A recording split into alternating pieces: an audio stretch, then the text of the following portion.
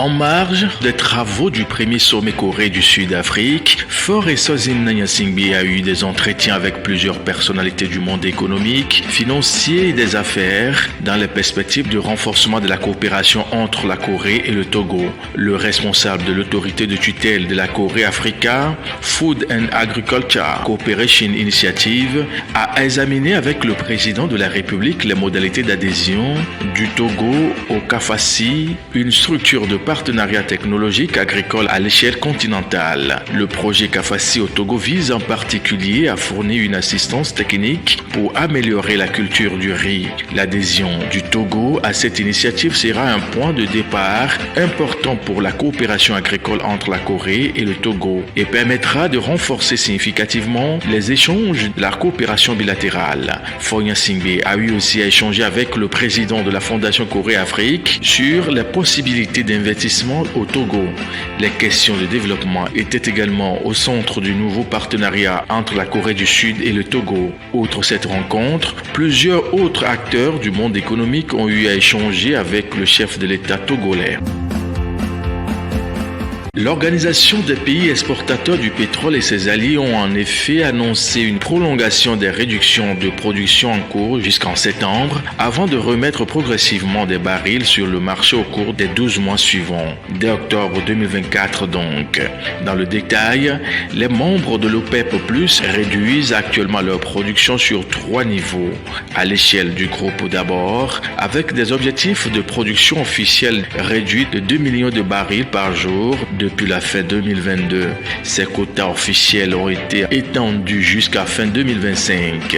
Viennent ensuite des réductions volontaires de certains membres annoncées en avril 2023 de l'ordre de 1,65 million de barils par jour au total, reconduites elles aussi jusqu'à fin 2025.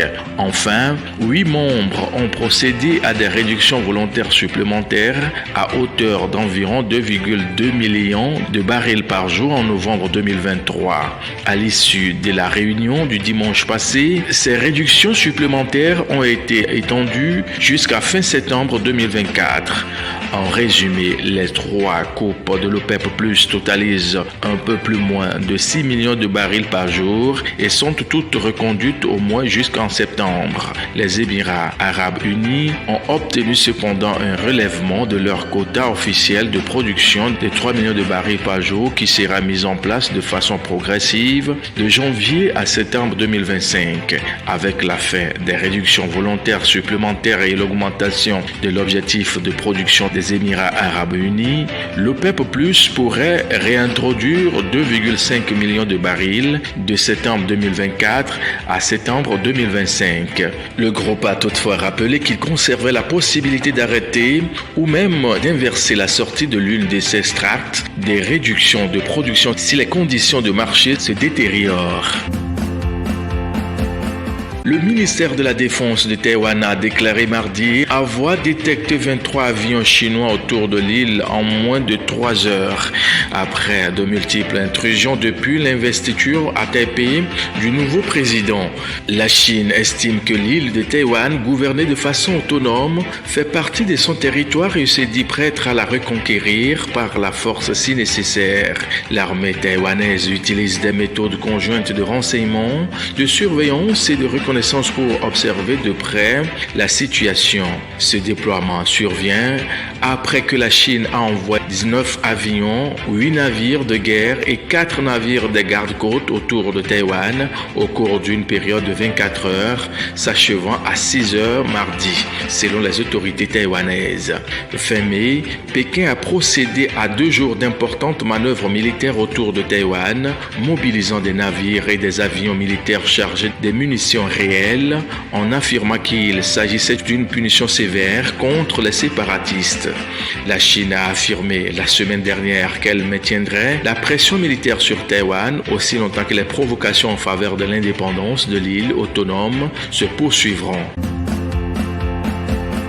100 millions de dollars au fond d'un étang.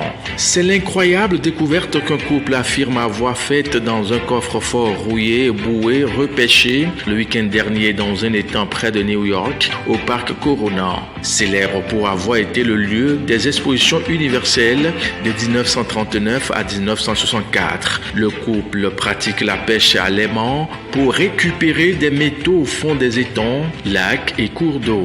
Ils n'en sont d'ailleurs pas à leur premier coffre-fort repêché. La découverte de samedi est exceptionnelle. James Kane n'en a pas cru à ses yeux quand il a vu des liasses de billets de banque tenues par des élastiques. Mais le papier-monnaie était très abîmé, complètement détrempé, sale et couvert de boue par endroits. Le couple de quadragénaires a toutefois affirmé avoir estimé leur trésor à 100 millions de dollars en billets de 100. Prudents et craignant que l'argent ne soit lié à un crime ou un délit, ils sont allés voir la police de New York pour ne pas avoir un problème sous les bras, pour espérer convertir leurs trouvailles en espèces sonnantes et trébuchantes. Ils veulent l'apporter au ministère du Trésor à Washington. La législation américaine prévoit en effet le remplacement des billets de banque trop abîmés à condition qu'ils ne soient pas issus d'un trafic ou d'un crime. Des chercheurs anonymes ont découvert 361 millions d'identifiants piratés sur des canaux Telegram, rapporte Blimping Computa. En enquêtant sur les canaux fréquentés par les cybercriminels, les experts ont en effet mis en lumière une fuite massive de données personnelles. Plus de 500 canaux ont été passés au peigne fin par les chercheurs. Parmi les informations exposées, on trouve des adresses électroniques et des mots de passe. Grâce à ces deux données, un criminel peut se connecter sur des plateformes en ligne avec le compte d'un autre internaute. Toutes les plateformes sont potentiellement touchées, indique le média. Citons notamment Amazon, Netflix, Gmail, Hotmail, Outlook, Facebook, Instagram, Tinder ou encore Yahoo. Les pirates ont pris soin de préciser à quel site appartiennent les données juste à côté de celles-ci. La plateforme est désormais en mesure de vous avertir si vous êtes concerné par la fuite massive de données. Il suffit d'envoyer votre adresse mail dans la barre prévue à cet effet. En effet, en quelques secondes, vous obtiendrez un verdict. S'il s'avère que votre adresse mail est recensée dans la fuite, on vous recommande de changer tous vos mots de passe de toute urgence. Cette triste découverte survient alors que le nombre de fuites de données continue d'exploser dans le monde.